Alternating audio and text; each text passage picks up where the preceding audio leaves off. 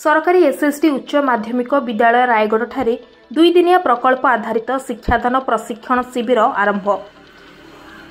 गजपति जिला रायगढ़ ब्लॉक अंतर्गत सरकारी एसएसटी उच्च माध्यमिक विद्यालय रायगढ़ ठारे आज सोमवार दिन सकाळ 9टा बेले 2 दिनिया प्रकल्प आधारित शिक्षादान प्रशिक्षण शिविर आरंभ होईछि।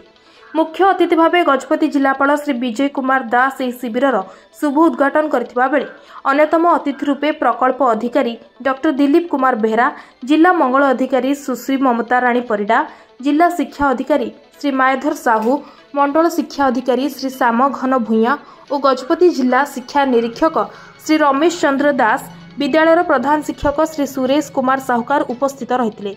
एही अवसर में एही 2 दिनिया प्रशिक्षण में रायगढ़ जिलूर 76 और गजपति जिलूर 40 जन शिक्षक और शिक्षयित्री जोग देइछन्ति।